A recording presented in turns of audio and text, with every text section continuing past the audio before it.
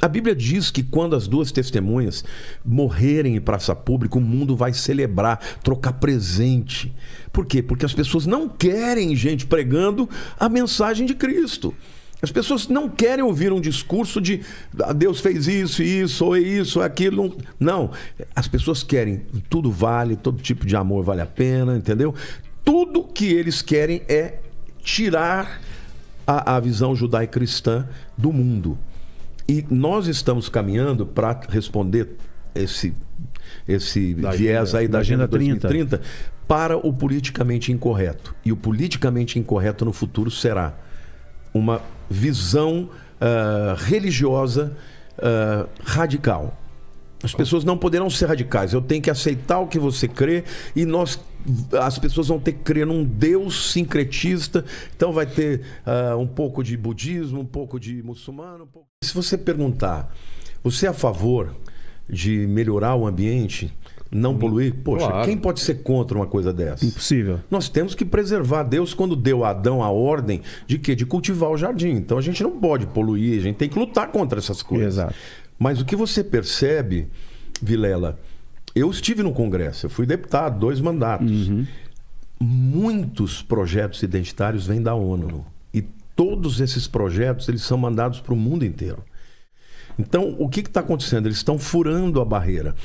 Se a gente olhar lá para trás, né, da visão, né, da revolução cultural, do marxismo cultural, de Gramsci, depois da escola de Frankfurt, Gramsci, ele percebeu, quando ele foi na União Soviética e percebeu, né, o que o Stalin, o que o Lenin tinham feito. Estavam fazendo, o que ele fez? Ele falou, olha, a guerra que vai tornar o mundo melhor não é a guerra de proletários e burgueses.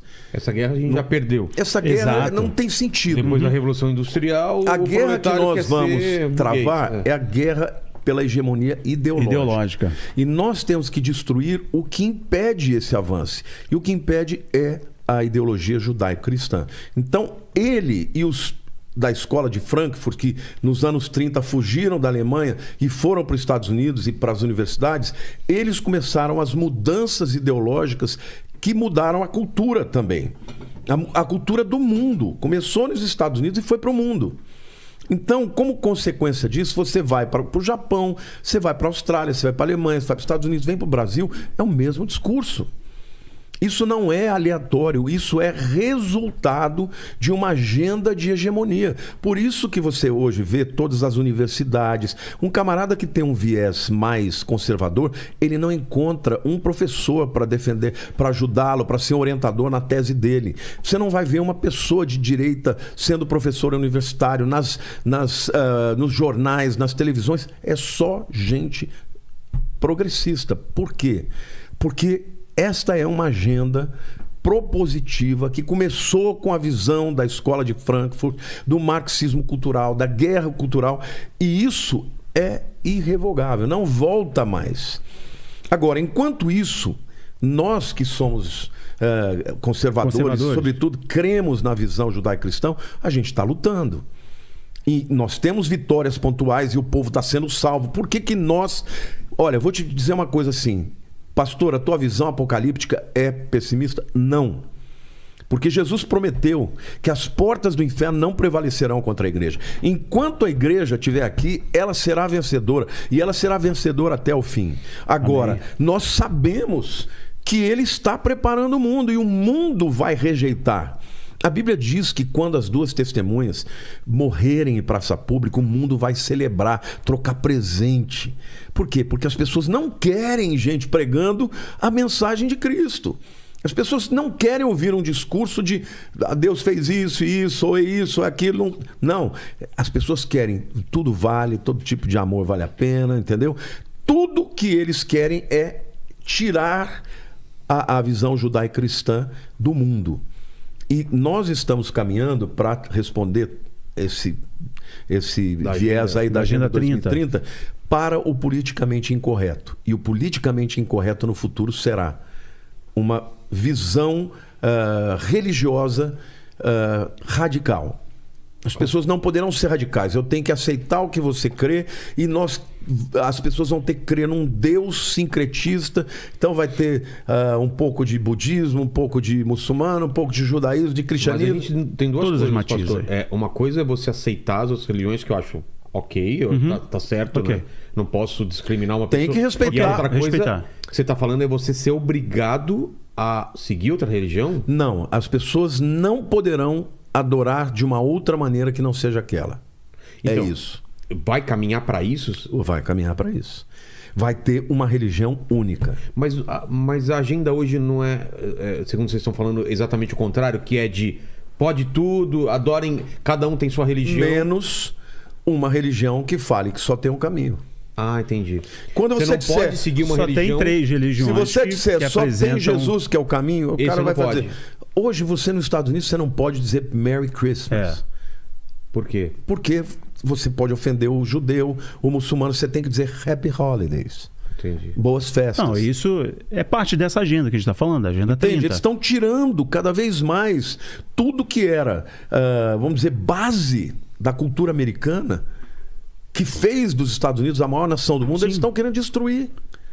Então, isso é uma coisa que está caminhando para o mundo. Olha, hoje em dia, essa coisa de linguagem neutra, etc. isso tudo é para dizer o seguinte, olha, tudo que é, a Bíblia diz, Deus fez homem, mulher, tudo acabou, não pode mais. Sim.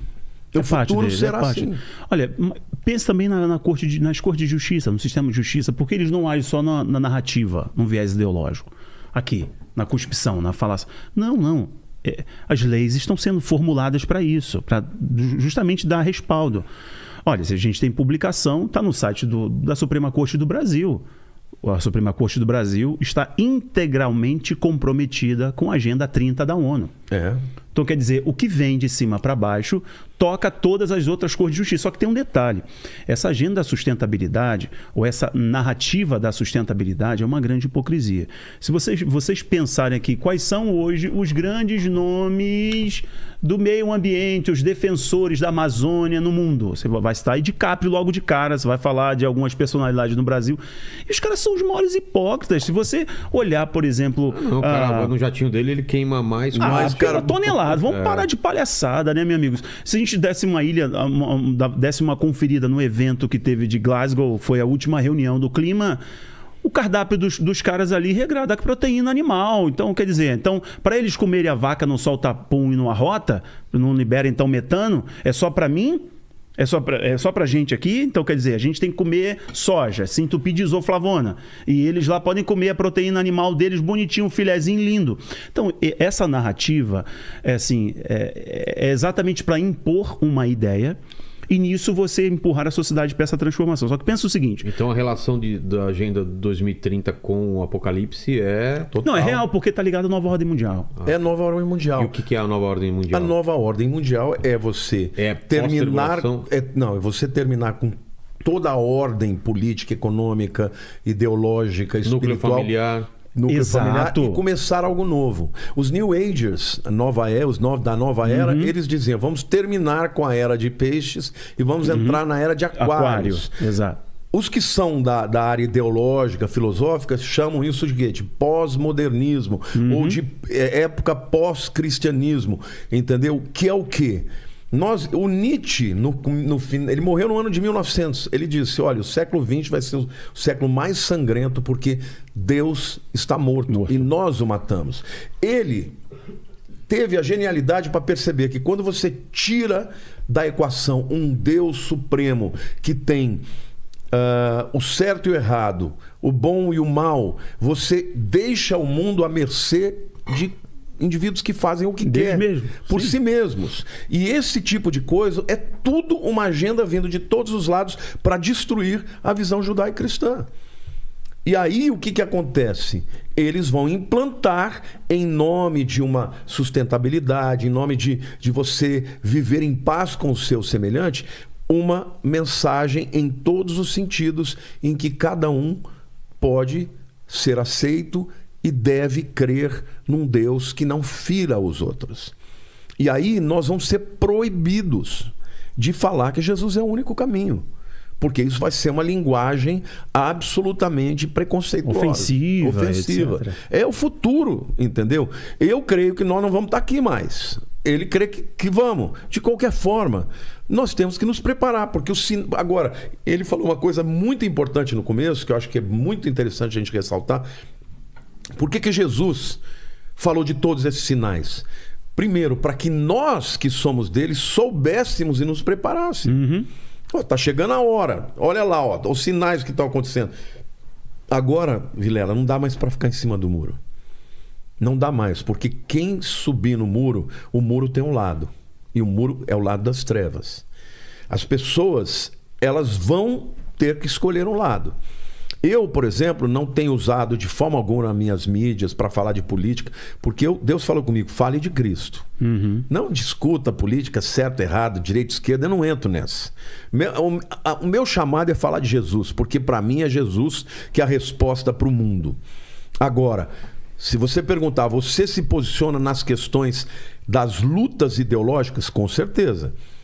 Porque a Bíblia diz que no final dos tempos eles vão chamar o certo de errado e o errado de certo. Então nós temos que lutar por essas coisas. Agora, preparar as pessoas, porque ninguém sabe o dia e a hora, mas os sinais estão aí. Daqui para diante, o mundo vai piorar. Tá? Não adianta vir com historinha, dizer que vai ficar bom. Eu não estou querendo criar aqui um discurso alarmista, não é nada disso. Se você é um pouco sincero, você vai ver que o mundo está piorando. Em todos os sentidos. Inteligência artificial para bagunçar mais ainda. Para bagunçar ainda mais. Mas eu não quero que você seja alguém que viva com medo, nem com ansiedade. Um dia Deus falou para mim, você não pode pregar sobre o que virá sem antes trazer também a palavra de consolo e de fé. Tem um texto em Zacarias, quando fala do tempo do fim, quando os exércitos do anticristo vão estar sitiando Jerusalém, olha o que Deus falou como promessa. Naquele dia, o Senhor protegerá os habitantes de Jerusalém. Aqui, estenda isso não só para Jerusalém, para todos que são de Deus. E aí diz, o mais fraco entre eles naquele dia será como Davi. Olha que promessa. Davi foi um guerreiro que nunca perdeu uma batalha, ganhou todas. E Deus está falando que no final dos tempos, os que verdadeiramente serão dele, o mais fraco será como Davi. E a casa de Davi será como Deus, como o anjo do Senhor diante deles. Ou seja, a família de Deus no Senhor será imbatível. Então eu quero declarar para você, aliste-se no exército do Deus vivo, porque Deus vai fazer que a tua fraqueza se transforme em força, a tua inabilidade será habilidade, porque a Bíblia diz que é na fraqueza que o poder de Deus se aperfeiçoa. Então eu quero declarar para você que a promessa de Deus é que na medida que as lutas aumentarem, ele vai fortalecer os seus. E o mais fraquinho vai ser como Davi, vai vencer os seus inimigos. E a casa de Davi será como o próprio Deus, como o anjo do Senhor diante deles. O anjo do Senhor é o próprio Cristo, né? Malach Yahweh, é a manifestação de Cristo na nossa vida. Então, eu quero dizer, não é tempo da gente ter medo, é tempo de nos fortalecermos em Deus, de termos resiliência, porque o chamado de Deus para aqueles que são dele é resistirem ao espírito do anticristo. O espírito do anticristo que já está atuando, e é interessante porque o texto de 2 Tessalonicenses diz assim, olha, 2:7. Com efeito, o mistério da iniquidade já opera e aguarda somente que seja afastado aquele que agora o detém. O espírito de iniquidade é o espírito do anticristo. A palavra iniquidade, anomia, significa aquele que não respeita nenhuma lei de Deus. Ele rompe com todas. Mas ele diz que ele não vai poder se manifestar enquanto que aquele que o detém, que são os cristãos verdadeiros, não sejam retirados. Então, fique firme em Deus, toma posição, desce do muro. O muro é do diabo. Você não seja morno. Jesus disse, é melhor ser frio do que morno. Ou é frio ou quente, porque se você for morno, eu estou a ponto de vomitar da minha boca. Então, é tempo da igreja buscar Deus. Quando eu falo igreja, eu não estou falando de A, B, C ou D, eu estou falando da cristandade. Buscar ao Senhor. Morno é aquele cristão de IBGE, né? O cara fala que é cristão, mas é igualzinho. Não busca, não vai à igreja, de vez em quando ora, faz... Vive como se não fosse. Ele é igualzinho. Escolhe o que pode... eu não posso isso, mas isso eu acredito, isso não, né?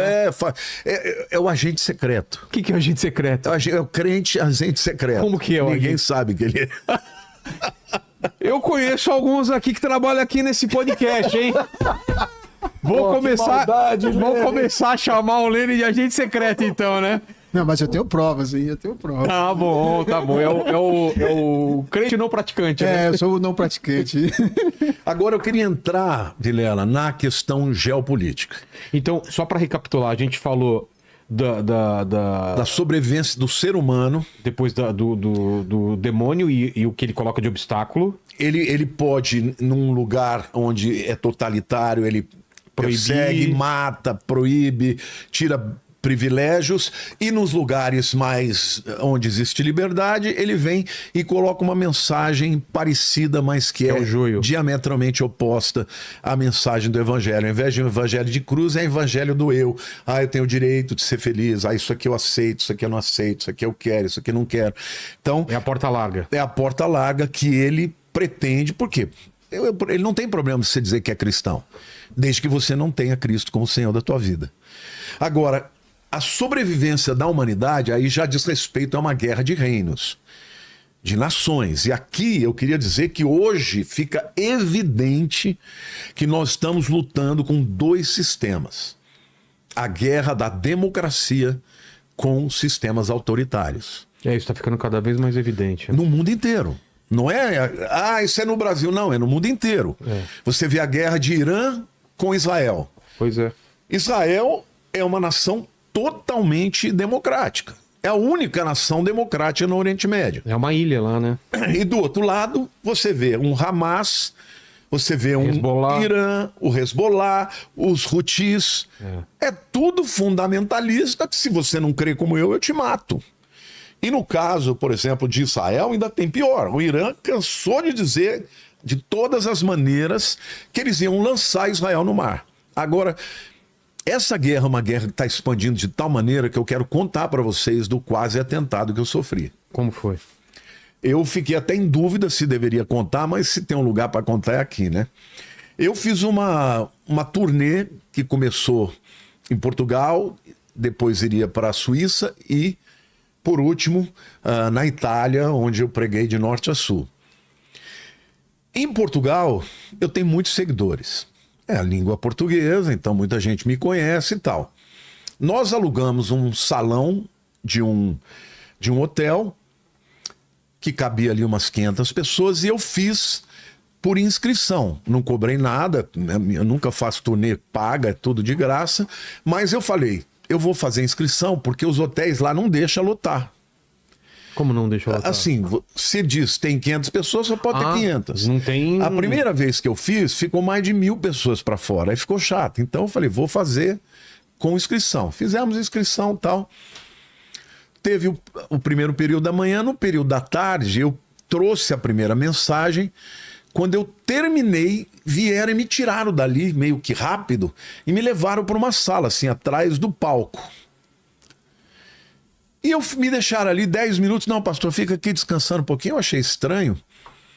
E aí eles vieram e me contaram. Tinha 4 iranianos que tinham se inscrito. Estavam lá atrás assistindo, todos eles com umas bolsas iguais. Diz que eles não ouviram uma palavra do que eu falei, estavam muito tensos. Na hora que eu saí para trás do palco, eles acharam que eu estava indo embora. Eles levantaram, o salão ficava no primeiro subsolo do hotel.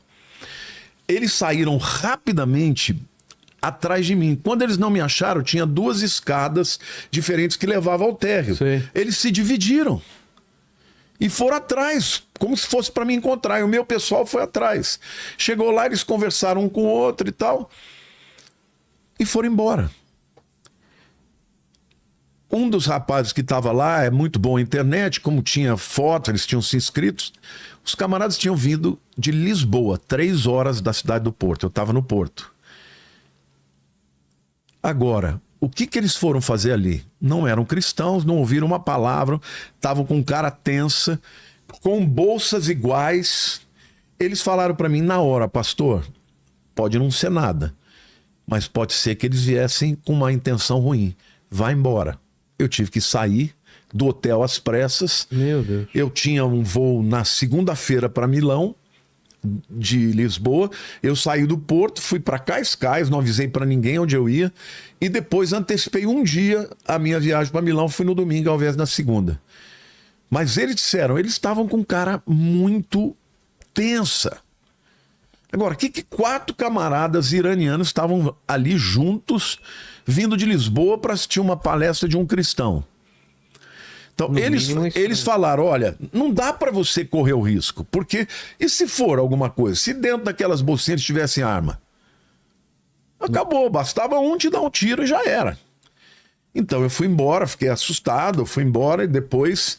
Lá na Itália eles falaram, não, aqui fica tranquilo porque não tem tanta gente que te conheça. Afinal de contas aqui é italiano, a língua é italiana, você não prega em italiano.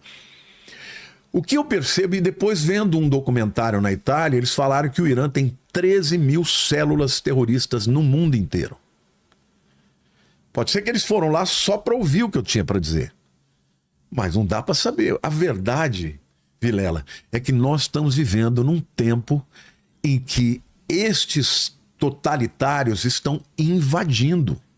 Então, quando a gente fala de uma guerra entre a democracia e governos totalitários, a gente tem na Europa a guerra da OTAN contra a Rússia, ou Ucrânia e Rússia, não é? A gente tem o Islã contra o cristianismo.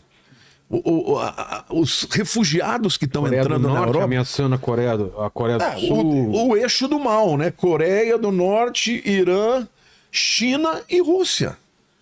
Então, na verdade, nós estamos vivendo tempos em que esses grupos totalitários... O pessoal estava perguntando se não tinha revista na entrada. Não tinha, né? Não tinha. Cara, uma coisa... A gente é cristão, a gente não pensa essas coisas, entendeu? Até falaram para mim, não, pastor, agora, quando você for fazer, você tem que contratar segurança. Eu nunca pensei nisso. Então, né? Porque é uma coisa pacífica, falar de fala Deus, de Jesus, né? falando de amor, mas os camaradas estavam com cara de, sabe, de péssimos amigos. Agora, que você sai lá de Lisboa para Porto 3 horas, para fazer o quê? No mínimo...